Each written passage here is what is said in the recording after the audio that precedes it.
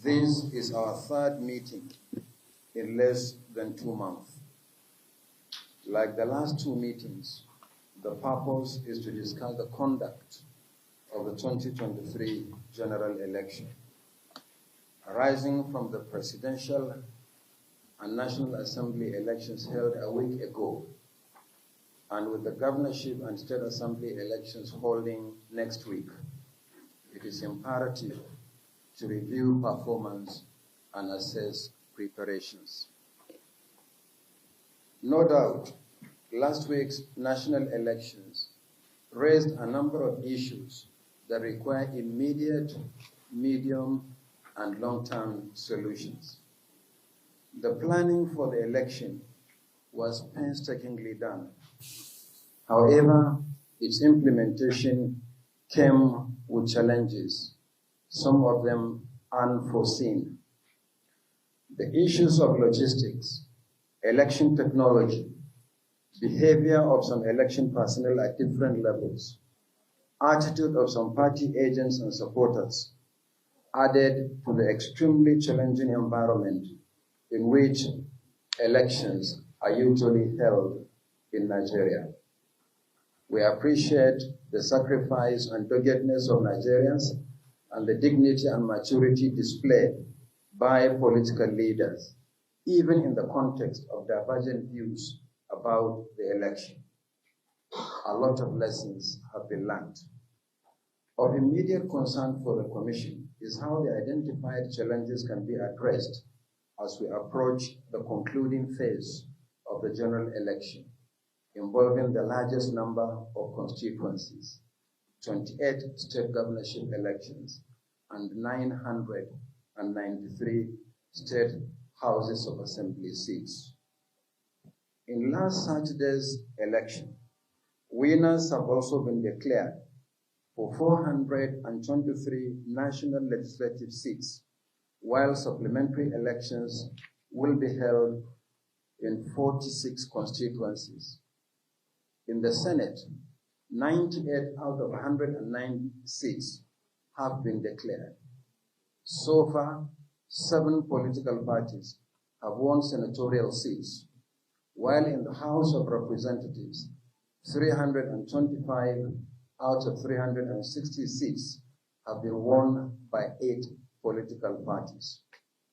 In terms of party representation, this is the most diverse National Assembly since 1999 and is illustrated in the table I have provided in my speech.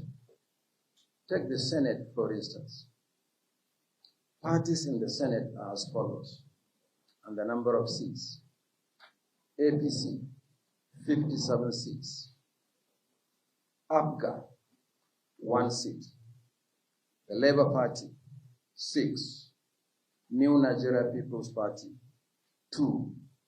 People's Democratic Party, 29. Social Democratic Party, 2. And Young Progressive Party, 1. For the House of Representatives, parties are distributed and the seats as follows. ADC, 2. APC, 162. APGA, 4. Labour Party, 34. NNPP, 18. PDP, 102. SDP, 2. And the YPP, 1 seat. Certificates of return will be presented to senators-elect on Tuesday, 7th March 2023 at 11 a.m. at the National Collection Center, which is the International Conference Center here in Abuja, while members of the House of Representatives-elect will receive theirs the following day, Wednesday, 8th March 2023 at 11 a.m. at the same venue. However, for effective crowd management, each member or senator-elect should be accompanied by a maximum of 2 guests.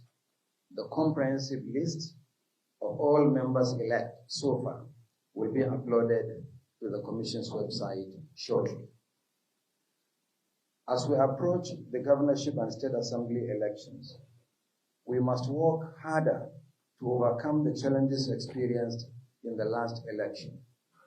Nothing else will be acceptable to Nigerians. All staff found to be negligent, whether they are regular or ad hoc officials, including collation and returning officers, must not be involved in the forthcoming election. RECs must also immediately initiate disciplinary action where prima facie evidence of wrongdoing has been established against any staff involved in the election, whether regular or ad hoc.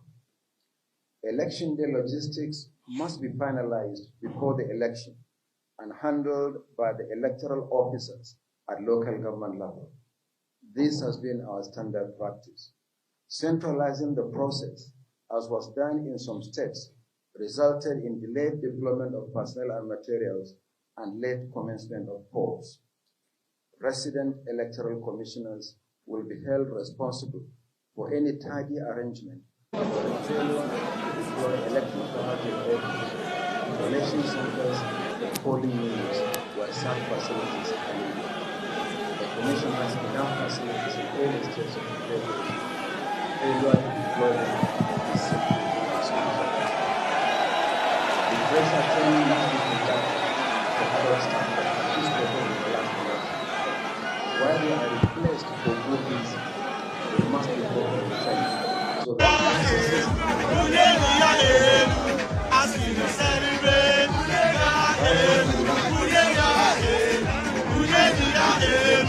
state offices, as well as complaints and petitions from political parties and candidates. Why infractions of any kind are proven, there will be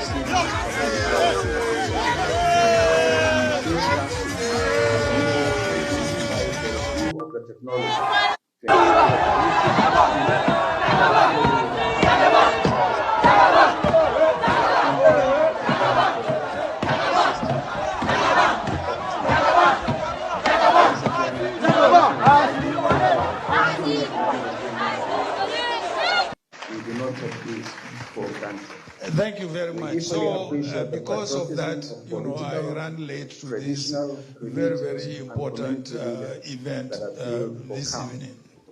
And I hope, in spite of that, you will forgive me for running late, and hope we will have a very productive evening this evening. Not only because they form part fellow of the Nigerians, general election for which they are accredited, but also because they are an important national elections. In the same vein, the Commission appreciates all the message observers for their preliminary reports, devoted my which life will to help the us battle to birth enormously and deepen as we democracy conclude in our the country. election. We also appreciate the reportage, the coverage, and the comments that started by during media the organizations on the elections. It was a struggle that nearly cost me my life and that of my son. We also wish to assure seated here them that we today engage Kaduna, with them once again where and all segments of the 8 Nigerian society policemen were in a killed comprehensive in multi-stakeholder to save review our of the lives. election in earnest. I welcome survived all the our assassination activists meeting only by the as we mercies go and into the grace working of session. God. I thank you and God bless.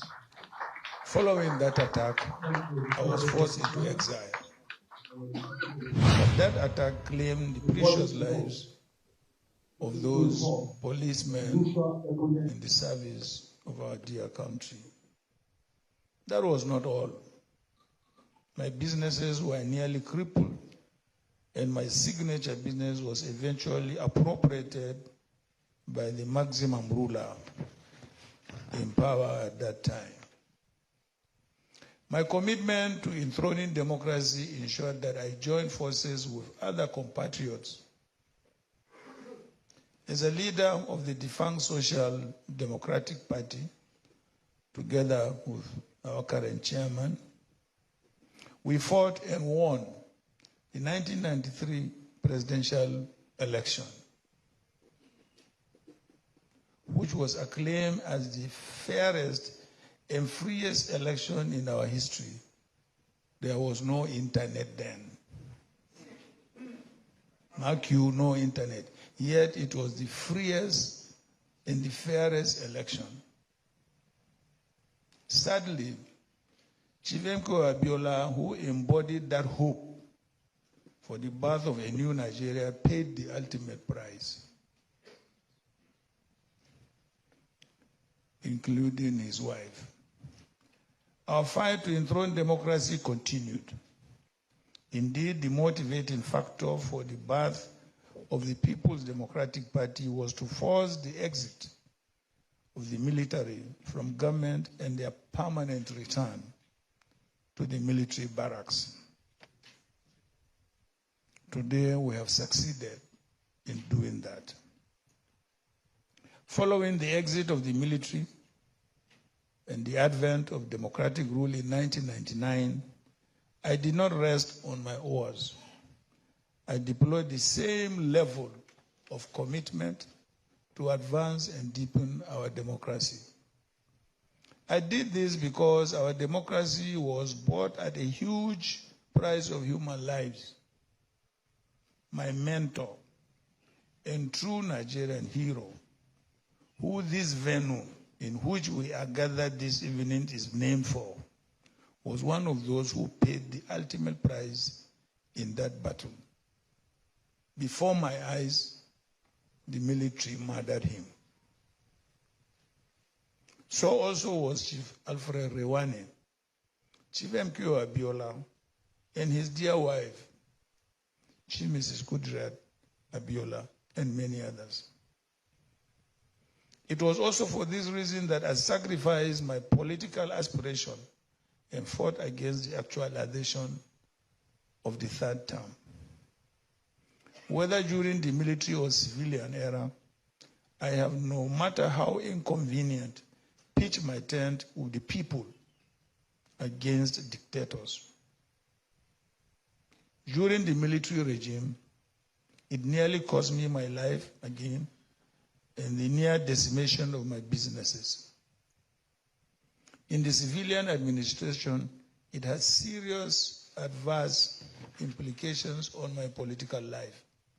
But I have remained undaunted because I was and still convinced that the only reason why I am in politics is to work in tandem with other compatriots in the advancement of the well-being of our people.